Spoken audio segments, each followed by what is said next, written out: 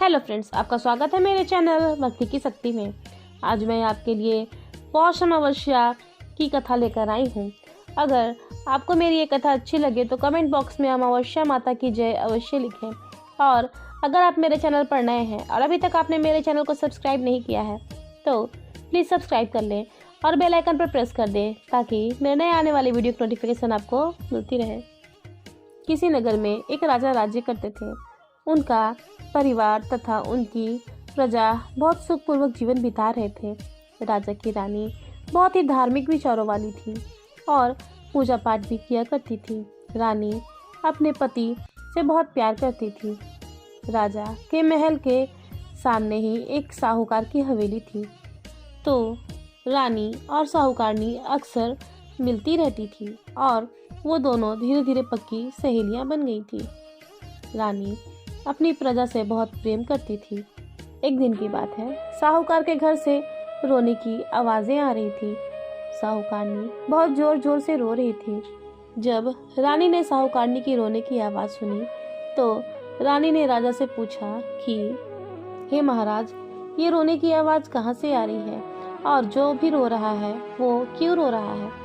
तब राजा ने रानी को बताया कि रानी, साहूकार का पुत्र मर गया है, तो उसकी माँ यानी साहूकारनी बहुत दुखी है और अपने पुत्र की मृत्यु के कारण बहुत रो रही है।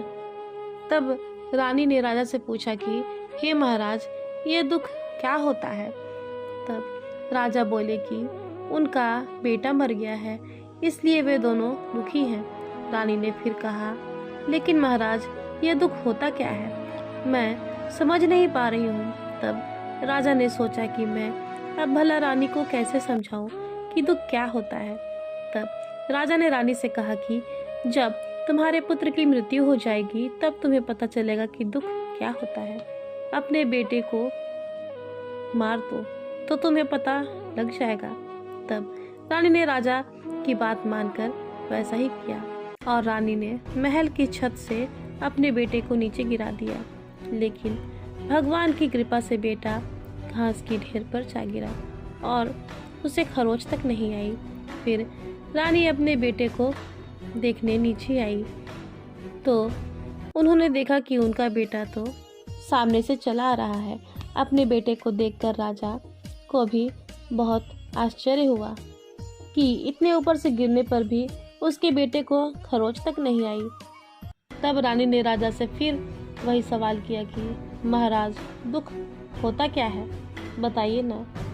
तब राजा ने कहा कि पड़ोसी राज्य के सैनिक युद्ध कर रहे हैं और मैं अकेले ही उनसे लड़ने जाऊंगा, और जब मेरी मृत्यु का समाचार तुम्हें मिलेगा तब तुम्हें दुख का एहसास हो जाएगा। तब राजा ने युद्ध के लिए प्रस्थान किया, लेकिन भगवान और अमावस माँ की कृपा से राजा जीत गए और अपने महल वापस आ गए। अब राजा भी सोच में पड़ गए कि आखिर क्या कारण है, मैं रानी को क्यों नहीं समझा पा रहा हूँ कि दुख क्या होता है। तब राजा रानी को बुलाए और रानी से बोले कि रानी, हम गंगा स्नान के लिए जाएंगे, तुम तैयारी कर लो और तब मैं वहाँ जाकर गंगा में कूद जाऊँगा और तुम्हें एहसास हो जाएगा कि दुख क्या होता है। रानी ने गंगा यात्रा की तैयारी शुरू की और आवश्यक सामान तथा भोजन भी रख ली। उधर कैलाश पर भगवान शिव और माँ पार्वती दोनों ये सब देख रहे थे। भगवान शिव माता पार्वती से बोले, हे पार्वती, मैं कलयुग में तुम्हें एक सुखी आत्मा के दर्शन कराऊंगा। तब भगवान शिव ने बकरे का और माँ पार्वती ने बकरी का रूप धारण किया और वो दोनों एक बावड़ी के पास घास चरने लगे। इतने में राजा रानी की सवारी वहां आ गई। जब रानी ने सुंदर बावड़ी और छैया को देखा तो राजा से बोली, हे राजन, हम यही जलपान और विश्राम करेंगे। फिर राजा रानी ने वहां जलपान किया और विश्राम किए। फिर कुछ देर बाद राजा पानी लेने बावड़ी में चले गए।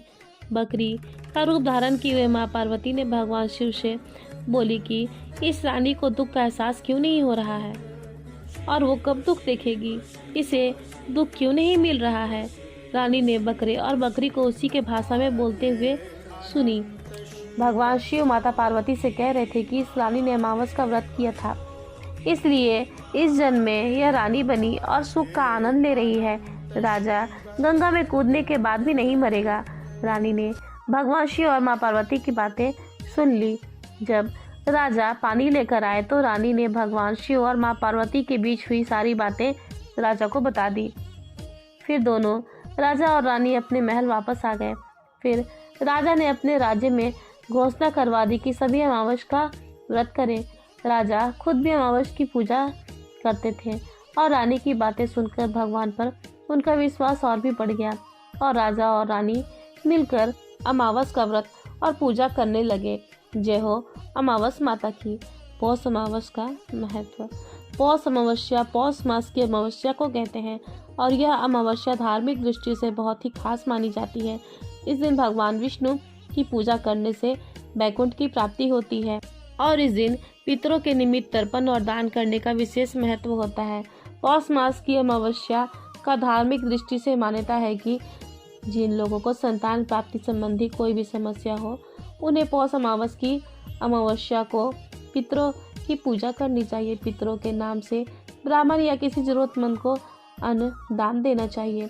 पौष अमावस्या शीत ऋतु में आती है, इसलिए इस अमावस्या पर कंबल, ऊनी वस्त्र, तिल और गुड़ का दान करने का भी विशेष विधान है।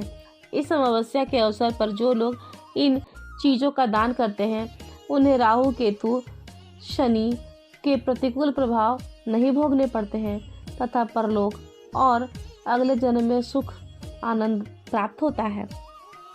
जय हो अमावस माता की।